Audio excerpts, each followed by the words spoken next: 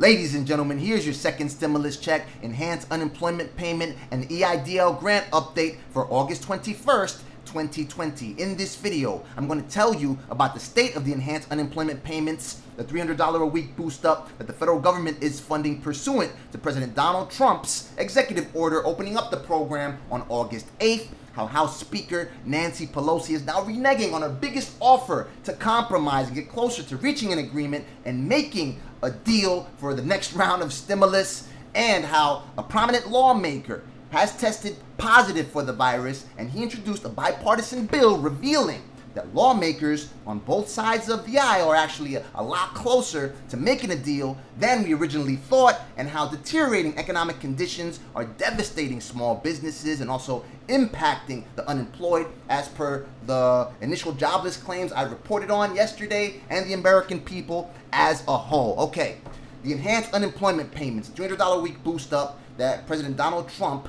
mandated pursuant to his executive order on August 8th. As I told you, FEMA already awarded the grant to cover initially the first 3 weeks of payments to recipients of people on unemployment insurance.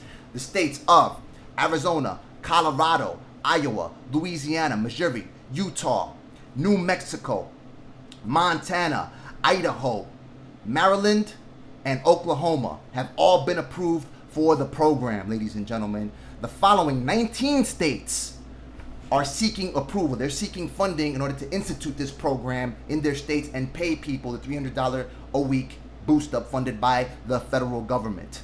Alaska, Alabama, Arkansas, Kentucky, Indiana, Massachusetts, Michigan, New Hampshire, North Carolina, Ohio, Pennsylvania, Tennessee, Texas, West Virginia, California, Connecticut, Rhode Island, Washington, and Virginia, ladies and gentlemen. Out of all these states, 3 of them have committed to paying the $100 a week share pursuant to the original executive order's mandate that made them eligible in order to pay the $300 a week. So what that means is that the states will pay regular state payment, whether it's $200 a week or $300 a week, whatever it is, plus the $100 a week constituting the 25% share that states were to cover, and the $300 a week that the federal government is funding. These are Montana, Kentucky, and West Virginia. These states have committed to going out and paying, as I said, the regular state unemployment payments, the $100 a week benefit, and the $300 a week boost up. Now, in order for you to be eligible, if you are not in these states that are paying that additional $100 a week, for you to be eligible to receive the $300 a week boost up, your state has to be paying you, at the minimum, a $100 a week payment in unemployment insurance benefits, ladies and gentlemen. I'll keep you abreast of any developments on this program as they come up. Okay, remember I told you a couple of days ago, House Speaker Nancy Pelosi made an announcement during an interview on Politico that she would be willing to cut the Democrat proposal in half in order to reach an agreement with Trump administration officials and make a deal for the next round of stimulus, ladies and gentlemen. So, White House staff, they were looking at this video, at this interview, and they saw that and they went ahead and started scrambling and say, because if she would be willing to slash the Democrat proposal in half, that would drop it from $3.4 trillion to about $1.7, $1.8 trillion, ladies and gentlemen. So, as you know, the Trump administration proposal calls for $1 trillion, and Treasury Secretary Steve Mnuchin has gone on record stating that the White House would be willing to come up with more money. So the White House staff, they started scrambling. Okay, how can we get closer to 1.7 or to 1.8 trillion in order to make this happen? As soon as the Nancy Pelosi staff heard this for some reason, or they may have gotten a call, they walked back the comment, and now they're back at 2 trillion. Can you believe it? She is playing games with the American people, ladies and gentlemen. I don't know what she's doing. The stall measures are killing people. As she stated, as she herself said, that's not coming from me. That's coming from her, ladies and gentlemen. And she stated yesterday on PBS that she would not move forward on a standalone bill to vote on supplemental unemployment insurance at $600 level, at $500 level. As you know, the New Democrat coalition, led by Derek Kilmer of Washington, sent a letter signed by about 100 other House Democrats urging the House leadership, Speaker Nancy Pelosi and Steny Hoyer, that to please, let's go ahead and line up a vote, at least to extend the $600 a week payment and tie it to economic conditions. So they initially start paying out $600 a week, right?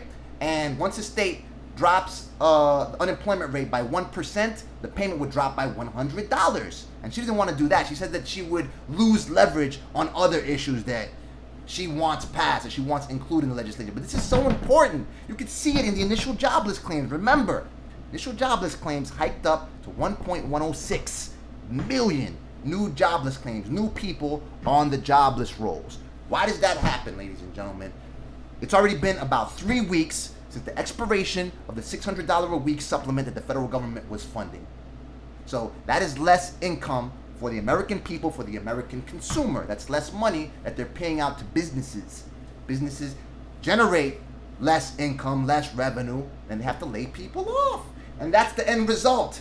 For some reason, my camera shut off. Anyway, you get more initial jobless claims, ladies and gentlemen. That's the end result. What are these people thinking? It boggles my head. This is bonkers what they're doing, ladies and gentlemen.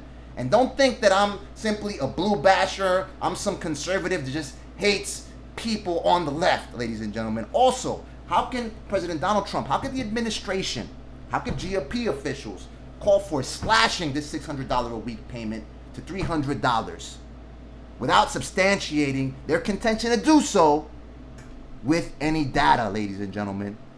It was either Treasury Secretary Steve Mnuchin, or I haven't looked up the quote as yet, or National Economic Council Director Larry Kudlow, who stated that they were basing the assumptions that the $600 a week payment through unemployment insurance was disincentivizing people to get back to work, because a couple of people called them, a couple of business owners called them and said, we can't hire people because they're making more money on the enhanced unemployment insurance benefit than if I call them back to work. There's no data that substantiates that. As a matter of fact, recent reports have found that people who are making more on enhanced unemployment insurance report that only 12% of those people report that their employers are actually calling them back to work. And 70% of people that were making more on enhanced unemployment insurance went back to work, ladies and gentlemen. These are reports coming from Yale Universities and other top economists, ladies and gentlemen. So there's no argument for it, okay? They talk about what the enhanced unemployment insurance at $600 a week put people at a $15 an hour wage, ladies and gentlemen. Minimum wage should be at least at that amount. According to several reports, if minimum wage kept up with productivity levels since the 60s, we'd be well over $20 an hour, ladies and gentlemen. You see how expensive things are in this country? Ladies and gentlemen, people can't make $15 an hour. Even at $15 an hour, many people are starving and can't do what they're supposed to do in order to secure their inalienable rights of life, liberty, and the pursuit of happiness, ladies and gentlemen. I remember one of my first family members that migrated to this country from Colombia, my grand aunt, my mother's aunt. She told me that when she came in the 60s, she'd be able to buy a whole week of groceries for $1, ladies and gentlemen. Okay, when my father came in the 70s, he was able to buy a whole week of groceries for $10. Now, this lady that I'm telling you about, she never made a little more than minimum wage. She worked for Sky Chef. This is an organization that prepares foods for planes in JFK Airport. Okay, they forced her into retirement at like 80 and change because she snapped her knee in a car accident. Otherwise, she'd still be grinding. Okay, and this lady, I don't think she ever made more than $20 an hour. She has her house fully paid for that she purchased in a hot real estate market. I mean, not the hottest real estate market in New York City nonetheless, but if you own a house, you own a tool shed or a cardboard box, if you have an address where this place is located, it's right beneath the elevated train line, the A train in Ozone Park.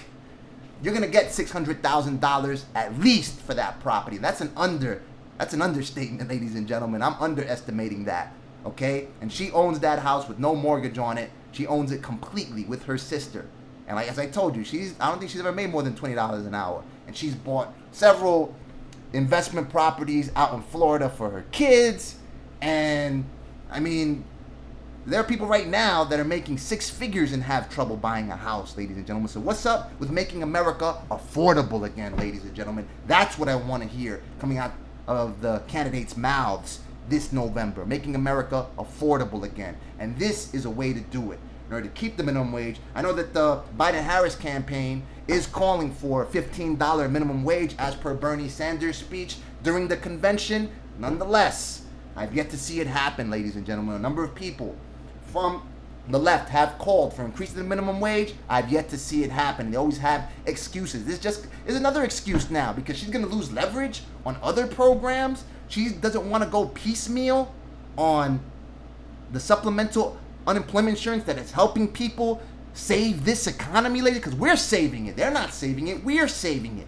She has the audacity to say that, and she's willing to go piecemeal, lining up a vote, $25 billion subsidies for the post office. And the GOP is behind that too. The GOP is also calling for, through their skinny deal, that's the text of the legislation that they want to pass, for forgiving the post office for a $10 billion loan that the post office received pursuant to the CARES Act, ladies and gentlemen. So you see there's bipartisan support. On another note, you take this as you hear it. She is endorsing Joseph Kennedy III. This is the nephew of the late President John F. Kennedy. Now, I have nothing against the Kennedys, okay? There's a few things that I could get into that I know, some dirt that I know about them, but we'll save that for another time. Anyway, she's endorsing these people in an election up against none other than Senator Ed Markey from Massachusetts, ladies and gentlemen. Now, who's Ed Markey? He is a sponsor, a co-sponsor for our dearly beloved S.4227, the bill mandating that the Small Business Administration disperses the full $10,000 economic injury disaster loan advance to all legitimate small business applicants. Take that as you will, ladies and gentlemen. Now, Senator Bill Cassidy from Louisiana, Republican, he's tested positive for the virus. And he has sponsored, together with Senator Bob Menendez of New Jersey, introduced a bill calling for $500 billion for states. Okay? According to several reports, top economists, states stand to suffer a shortfall of $500 billion in lost revenue, ladies and gentlemen. Now, GOP keeps talking about that they're rejecting offers from the Democrats because they don't want to bail out any states. Nonetheless, this bill has 3 Republicans on board and 4 Democrats. So they know. They're close to a deal. They're just playing around. They're just stalling. Why? Stock market is reaching all new highs. Look what's happening with the corporate debt market. Federal Reserve has already put down $12.4 billion in order to buy off corporate debt. This is risk-free debt underwritten by the Treasury, ladies and gentlemen, and the Federal Reserve. What does that do? That raises the amount of competition for lenders to provide capital to big organizations, this is to public traded companies to support markets and such, right? And that's why you hear that Amazon and Alphabet are securing loans for tens of billions of dollars at rates as low as 0.45%. While I'm sure after applying for the economic injury disaster loan, the advanced applications, especially that were outsourced out to Rocket Loans, I think that they gave out that information to third-party providers, and you're probably getting swamped for calls to give you capital at rates as high as 8 to 12 to 15 to 20%. It's bonkers. So look at the amount of capital. Look at the difference in capital, in cost of capital that larger publicly traded companies have as opposed to small businesses. As a result, according to Jacob Walthor, he is with Blueprint Capital Advisors. His organization manages $175 million for the state of New Jersey and other notable clients. He states that capital infusions into small businesses have dropped by 70 to 80%, ladies and gentlemen. No access to capital, ladies and gentlemen. Mr. Walthor also forecasts that 30 to 50% of businesses will close their doors permanently. And you see that substantiated with the data from the Yelp database. Yelp reported earlier this week, as I told you, that as of August 11th, a whopping 155,000 businesses have closed its doors, and 61% of those businesses have shuttered their doors for good. They're not coming back. That accounts for what?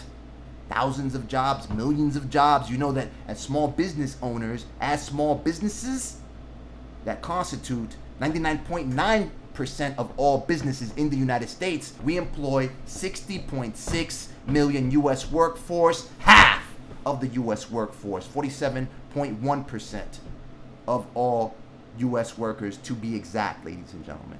So there's no way that they can let these small businesses go under unless they've got something else lined up. But as I told you, they don't care about saving the economy. They don't care about you feeding your families. They don't care about you saving your business. They just care about lining their pockets, ladies and gentlemen, because even going back to what I just told you about the Federal Reserve, putting down $12.4 billion to buy out corporate debt, what happens once Federal Reserve Chairman Jerome Powell steps down from his position?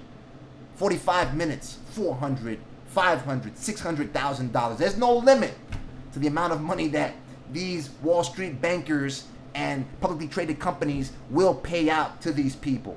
Just as President Barack Obama, Alan Greenspan, Ben Bernanke, they all enjoy the same benefits. Who knows what kind of benefits President Donald Trump and House Speaker Nancy Pelosi, they stand, and Mitch McConnell and Chuck Schumer and all these people stand to benefit as long as the stock market keeps topping new highs, ladies and gentlemen, on a daily basis.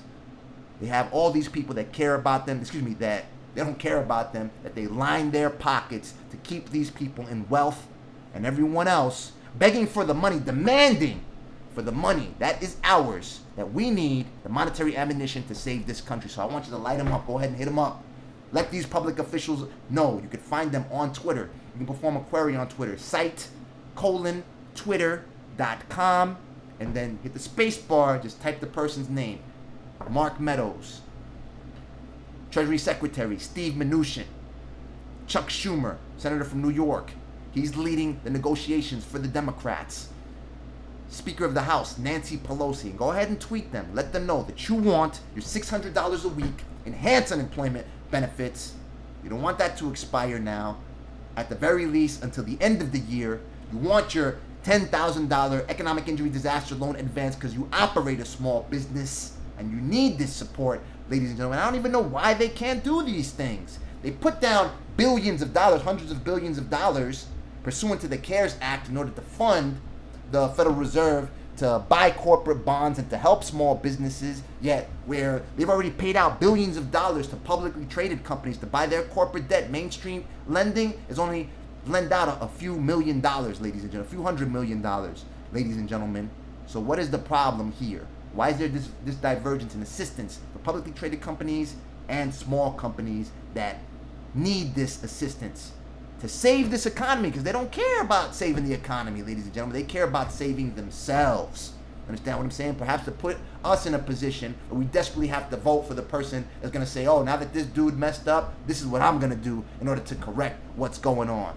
Get out of here, ladies and gentlemen. Demand that they secure, help you secure your inalienable rights of life, liberty, and the pursuit of happiness. Because if they don't, you that gave them the power in order to help you secure those rights have the ultimate right and the God-given duty to alter and abolish that government. Let me know what you think. Drop your comments in the comment section below. Watch this video right here for additional stimulus and economic injury disaster loan advance coverage. Click the like button if you like the video. Click the subscribe button to stay on top of my findings. I mobilize like no one else will, report what other people will not, and stop at nothing until each and every one of you is equipped with all the monetary ammunition you need to save this country. May God bless you. May God bless the United States of America and everybody else on this planet. Talk soon.